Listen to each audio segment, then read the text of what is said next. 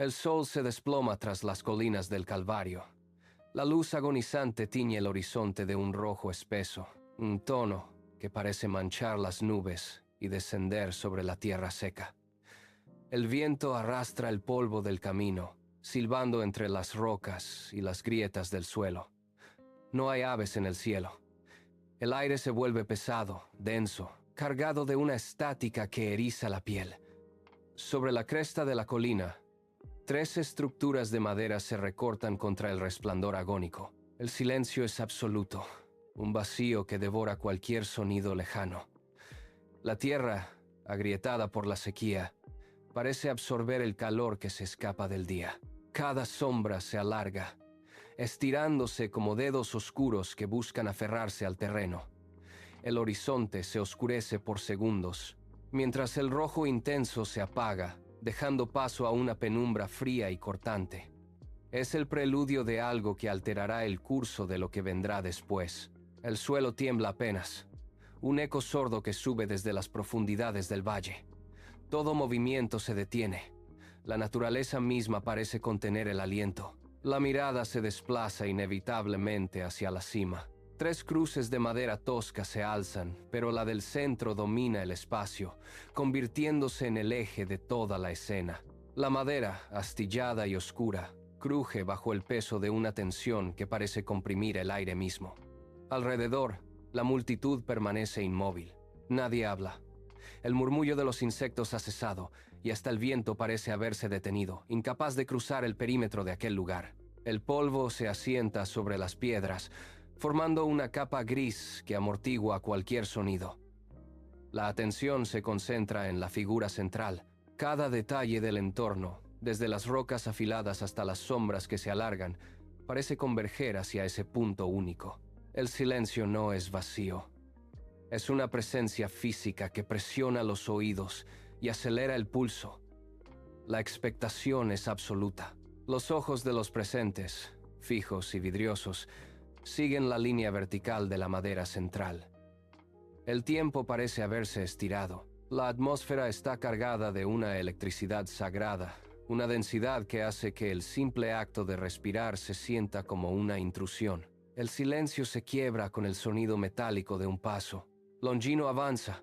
Sus botas se hunden en la tierra suelta, levantando pequeñas nubes de polvo que se disipan al instante. Cada paso es una decisión, un esfuerzo contra la gravedad que parece querer retenerlo. La lanza, pesada y fría, descansa en su mano derecha, pero el metal vibra con un pulso errático. Él se acerca a la cruz central. El aire se vuelve más denso, cargado de una humedad que se pega a la piel. Longino levanta la vista. Sus manos, endurecidas por años de combate, comienzan a temblar. El arma oscila apenas unos milímetros, un movimiento involuntario que delata una fractura en su voluntad. Él intenta tensar los músculos del brazo para estabilizar el hierro, pero el temblor persiste, recorriendo sus hombros hasta el cuello. Se detiene a pocos metros.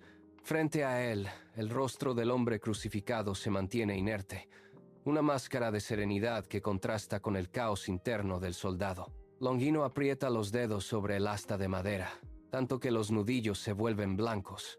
La mirada se cruza, un instante donde el tiempo se detiene.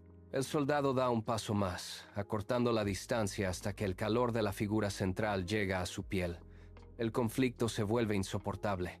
El soldado bloquea su respiración. Sus músculos se tensan, eliminando cualquier rastro de duda en sus dedos. Con un movimiento seco, preciso y cargado de una fuerza que nace desde el hombro, Longino empuja la lanza hacia adelante. La punta de hierro atraviesa la piel con una resistencia mínima, hundiéndose profundamente en el costado. El metal se detiene al encontrar el hueso. Por un segundo, el mundo se congela. Entonces, el hierro se retira con un tirón firme. El efecto es instantáneo. Del corte no brota solo el rojo espeso de la sangre, sino también un flujo claro, líquido y constante de agua que resbala por la madera. El líquido cae gota a gota, golpeando el suelo seco con un sonido rítmico. El aire alrededor de la cruz parece vibrar, una onda invisible. La luz del sol, al atravesar el chorro de agua, crea un destello efímero que ciega por un instante. Longino suelta el asta, sus dedos se abren. El arma cae al suelo, resonando contra las piedras. La sangre y el agua se mezclan en la tierra, formando un surco oscuro. Longino da un paso atrás. Su talón golpea una piedra suelta y el soldado pierde el equilibrio. Sus brazos se agitan en el aire buscando un apoyo inexistente. Tropieza de nuevo, esta vez con más fuerza, y cae sobre sus rodillas. El sonido de su cuerpo contra el suelo es sordo, seco. Él intenta levantarse, pero sus piernas no responden. Sus manos se apoyan en la tierra, buscando estabilidad, pero sus dedos solo encuentran polvo y pequeñas rocas afiladas. El soldado mira hacia adelante, pero sus ojos no enfocan. El silencio en la colina es absoluto. Ni un murmullo, ni un suspiro. La multitud, antes inquieta, ahora permanece inmóvil. Cientos de personas observan el surco de sangre y agua que se expande por el terreno. Nadie se atreve a dar un paso. El aire parece haberse vuelto sólido, impidiendo el movimiento. Longino respira con dificultad, un jadeo corto que se pierde. Él intenta ponerse en pie, apoyando el peso en un brazo, pero vuelve a resbalar. El soldado se arrastra unos centímetros, alejándose de la cruz, con la mirada fija en el suelo. La multitud, como un solo cuerpo, retrocede un paso al unísono. El silencio se convierte en una barrera, mientras el sol termina de ocultarse tras las colinas. El tiempo se pliega. Las colinas del Calvario se desvanecen bajo el peso de los años, dejando paso a un valle donde el aire se ha vuelto pesado y denso. En una pequeña aldea, el silencio no es de asombro, sino de ausencia. Las puertas de las casas permanecen cerradas con trancas de madera. El polvo se acumula en los umbrales, movido solo por un viento seco que arrastra el olor a tierra estéril. Elena camina por el sendero central. Sus pasos son lentos, marcados por la fatiga. Se detiene frente a un pozo seco, donde el cubo golpea el fondo con un eco metálico y hueco. A su alrededor los huertos muestran tallos marchitos que se quiebran al menor contacto. La plaga ha dejado su marca en cada rincón. Elena aprieta los puños. Sus nudillos se tornan blancos. Ella observa cómo las sombras de la tarde se alargan sobre las paredes agrietadas de su hogar. Dentro el aire es viciado. Ella recorre con la mirada los rincones vacíos de la despensa. No hay grano, no hay agua, solo el rastro de la enfermedad. Elena se apoya contra el marco de la puerta, sintiendo la aspereza de la madera bajo sus palmas. Sus ojos recorren el horizonte, buscando una señal. Elena se arrodilla en el centro de su parcela. Sus dedos se hunden en la tierra agrietada, buscando humedad donde solo hay polvo. Arranca un tallo de maíz. La planta se desmorona en su mano, convertida en una fibra seca y quebradiza. No queda rastro de vida en los surcos. Ella se levanta, con las rodillas manchadas de tierra, y camina hacia el interior de la casa. El sonido de su respiración es el único ruido. En el rincón, sobre un lecho de paja, su hijo menor exhala un aire sibilante, con el pecho subiendo y bajando de forma irregular. Elena coloca su mano sobre la frente del niño. La piel quema al tacto. La fiebre es una presencia constante, un enemigo que consume la energía. Ella se desplaza hacia la mesa, donde un cuenco de madera permanece vacío. Se apoya contra la pared, sintiendo el frío de la piedra. El silencio es interrumpido por el gemido débil de su esposo, que intenta incorporarse pero vuelve a caer, vencido por la fatiga. Elena observa la penumbra que inunda el hogar. La muerte ha dejado de ser una amenaza lejana para convertirse en una sombra que se sienta a su mesa. Elena permanece inmóvil, con la frente apoyada contra la pared de piedra. El sonido de la respiración dificultosa de su hijo llena el espacio, marcando un ritmo agónico. Sus dedos se aferran a una grieta en la pared, buscando un punto de apoyo que no ceda. En ese instante de vacío absoluto, un destello de memoria atraviesa su mente. No es un pensamiento vago, sino la imagen precisa de un pergamino antiguo que leyó años atrás en la biblioteca del pueblo. Las palabras regresan con una nitidez física, como si las estuviera leyendo de nuevo sobre la superficie rugosa de la mesa. Recuerda el relato del sacrificio en la colina del Calvario, el momento exacto en que la lanza atravesó el costado, y el agua brotó junto a la sangre. Elena levanta la cabeza. Sus ojos, antes nublados por la derrota, se enfocan en la luz mortecina que entra por la ventana. La idea se asienta en su mente. Aquel evento no era solo una historia del pasado, sino una llave. Ella se separa de la pared, sintiendo cómo sus músculos se tensan con una energía nueva. La parálisis que la mantenía encadenada a la desesperación se rompe. Elena camina hacia el arcón de madera en el rincón de la habitación. Sus manos, que antes temblaban por la debilidad, ahora se mueven con una determinación mecánica. Abre la tapa, aparta los objetos inútiles y encuentra el retazo de tela que guardaba en el fondo. La esperanza no es un sentimiento, es el impulso de buscar los materiales para actuar. Elena extrae una aguja de hierro del costurero. La punta brilla bajo la luz escasa. Busca el hilo de lino, lo enhebra con un movimiento firme y hace un nudo apretado al final. Extiende la tela sobre la superficie de madera, alisando cada fibra con la palma de la mano hasta que queda tensa. Su primera puntada atraviesa el tejido. El metal perfora la trama con un chasquido seco. Elena tira del hilo, sintiendo la resistencia del material contra sus dedos. Cada movimiento es una repetición calculada. Ella clava la aguja, la saca y tensa el hilo. Sus ojos siguen el recorrido del metal, enfocados solo en el punto de contacto. No hay espacio para dudas. Mientras sus manos trabajan, sus labios se mueven en un susurro constante. Cada puntada es una súplica silenciosa, una petición que se entrelaza con el lino. Ella no busca consuelo, busca un resultado. El ritmo de su respiración se sincroniza con el vaivén de sus brazos. La aguja sube y baja, creando una línea de color sobre el fondo claro. Ella ignora el dolor en sus articulaciones y la fatiga que intenta vencerla. Se concentra en el tacto del hilo, en la tensión necesaria para que el diseño no se deforme. El hilo se agota, ella lo corta con los dientes, anuda el extremo y comienza de nuevo, sin detenerse, sin vacilar. La silueta de la cruz central comienza a definirse sobre el lino. Elena guía la aguja con precisión, trazando el contorno del madero vertical. Sus dedos se mueven con una cadencia inalterable, ignorando el sudor que resbala por su frente. Cada puntada añade una sombra, un relieve que parece cobrar vida propia bajo la luz de la vela. El aire en la estancia deja de ser estancado. Una corriente imperceptible, fresca y cargada de una cualidad metálica recorre las paredes. Las motas de polvo se detienen en seco. Elena siente una presión en los oídos, como si la habitación se aislara. El silencio exterior se vuelve absoluto. Sus manos trabajan ahora con una velocidad inusual. El hilo rojo se entrelaza, formando el punto donde la lanza penetró el costado. Al completar el detalle, el aire se vuelve denso, casi sólido. El tapiz no es solo tela, es un foco de energía. Ella sujeta el bastidor con fuerza, sintiendo el calor. La habitación ahora se siente despejada, limpia, purificada. Elena suelta el bastidor. Sus dedos, marcados por el roce del hilo, desprenden el tejido con cuidado. Se levanta de la silla, sus rodillas crujen por la rigidez acumulada.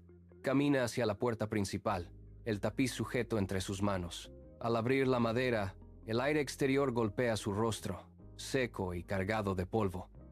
Fuera, el camino está desierto. A pocos metros, un vecino se oculta tras el marco de una ventana, sus ojos fijos en el movimiento de Elena. Ella no duda. Busca los clavos oxidados en el dintel de la entrada. Presiona la tela contra la madera, ajustando las esquinas para que el diseño quede expuesto hacia la calle. El metal de los clavos se hunde en la viga con golpes sordos. El tapiz queda extendido, cubriendo la entrada. El vecino que observaba da un paso al frente. Sus hombros, antes encorvados por la tensión, se relajan. Otros habitantes salen de sus casas. Elena permanece de pie junto a su puerta, observando cómo la gente deja de esconderse y comienza a caminar hacia ella. Elena gira sobre sus talones y entra en la habitación donde yace su hijo. El ambiente dentro es pesado, cargado con el olor agrio de la fiebre. El niño está estirado sobre el jergón. Su pecho sube y baja con una rapidez errática. Elena se acerca. Sus pasos resuenan sobre la madera vieja. Se arrodilla junto al lecho. La piel del niño, antes grisácea y cubierta de sudor frío, comienza a perder su tono cenizo. Ella extiende la mano y toca la frente del pequeño. El calor abrasador que emanaba de su cuerpo disminuye gradualmente bajo el contacto de sus dedos. El niño emite un suspiro largo, un sonido que rompe la tensión acumulada en su garganta. Los espasmos que sacudían sus extremidades cesan. Sus párpados, hinchados por la inflamación, se contraen y luego se abren lentamente. La mirada, que antes estaba perdida en el vacío, enfoca el rostro de Elena. Ella observa cómo el color natural regresa a sus labios. El niño intenta incorporarse, apoyando sus manos sobre la manta. Él parpadea, confundido por la luz que entra por la rendija de la ventana, y busca el agua en la jarra cercana. La fiebre ha desaparecido por completo. El murmullo crece fuera de la casa. Los vecinos se agolpan en el camino, sus pasos levantan polvo que flota en el aire de la tarde. Se detienen a pocos metros, formando un semicírculo irregular. Algunos sostienen herramientas de labranza, otros se apoyan en bastones, manteniendo una distancia prudente. Elena aparece en el umbral. No dice palabra. Su mirada recorre a cada uno de los presentes, deteniéndose en los rostros marcados por el agotamiento. Ella levanta el brazo derecho y señala con firmeza el tapiz que cuelga sobre la madera. La tela, con sus hilos tensos, destaca bajo la luz del sol. Luego, Elena mueve su mano hacia la puerta, empujándola hacia adentro hasta que queda completamente abierta. El interior de la casa, antes un refugio cerrado, se expone ahora ante la mirada de todos. Los vecinos intercambian miradas. Un hombre al frente da un paso, luego otro, rompiendo la línea invisible que los separaba. La tensión en sus hombros disminuye. Observan el tapiz, luego el espacio abierto tras Elena. Nadie pregunta. La comprensión se extiende por el grupo como un movimiento sincronizado. Los vecinos dejan caer sus herramientas al suelo, el metal golpeando las piedras con un sonido seco. Se acercan al umbral, reconociendo en el gesto de Elena una invitación. La noticia abandona el umbral de la casa y comienza a recorrer el valle. Un hombre corre por el sendero principal. Sus pies golpean la tierra seca levantando nubes de polvo. Alcanza la granja vecina y golpea la puerta con insistencia. Los habitantes salen, escuchan el relato y, sin recoger sus pertenencias, comienzan a caminar hacia la casa de Elena. El flujo de personas aumenta con cada hora. Desde las colinas bajas, grupos de familias descienden por los caminos estrechos. Algunos llevan antorchas apagadas, otros simplemente avanzan con las manos vacías. La procesión se vuelve constante. El sonido de cientos de pasos sobre la grava crea un murmullo sordo que se desplaza por el valle. En los campos, los trabajadores sueltan el arado y se unen a la corriente humana. Nadie se detiene a preguntar. La dirección es única, la casa de Elena. La fila de personas serpentea entre los árboles, una línea ininterrumpida que se extiende por kilómetros. Al llegar a la entrada del pueblo, la multitud se compacta. El cambio comienza en los linderos de las parcelas.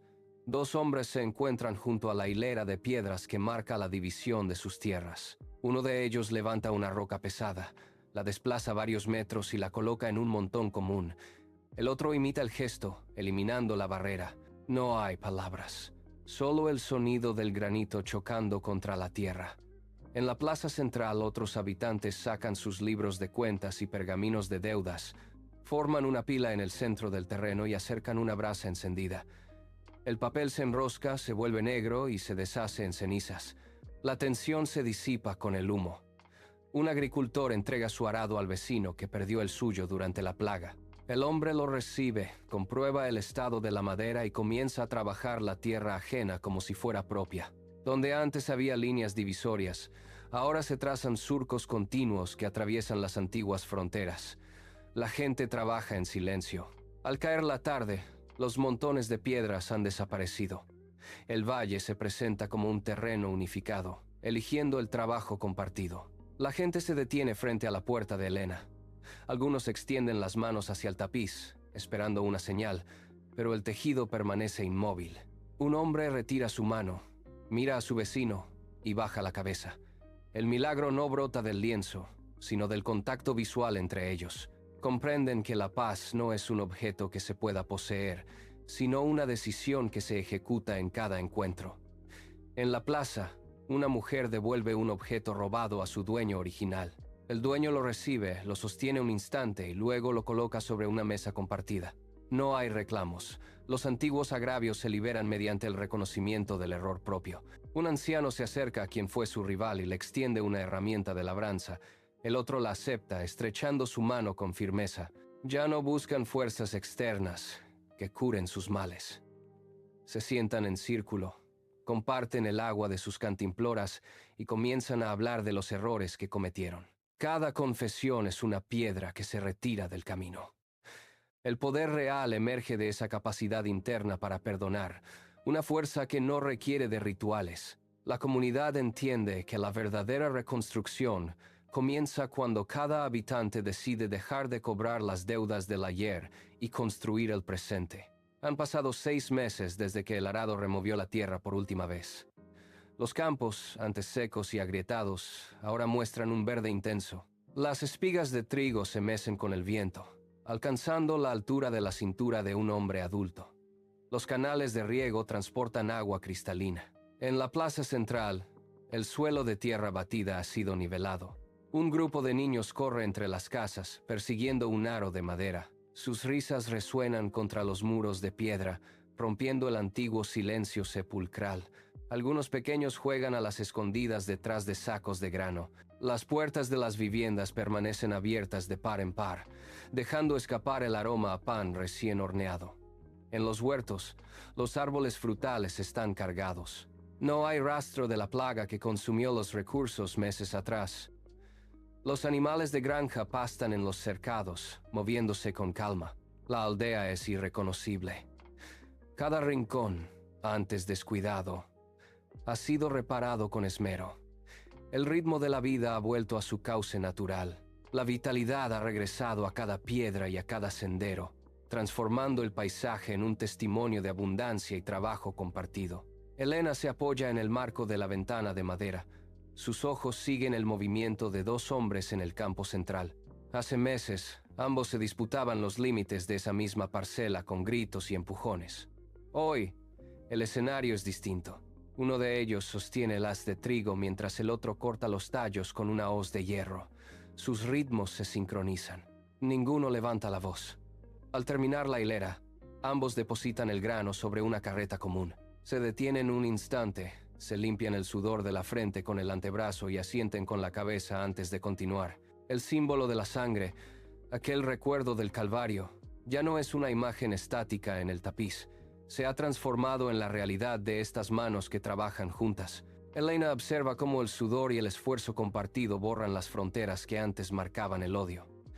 La paz no es un concepto etéreo, es el peso del trigo que ambos cargan hacia el granero, sin que nadie reclame una parte mayor.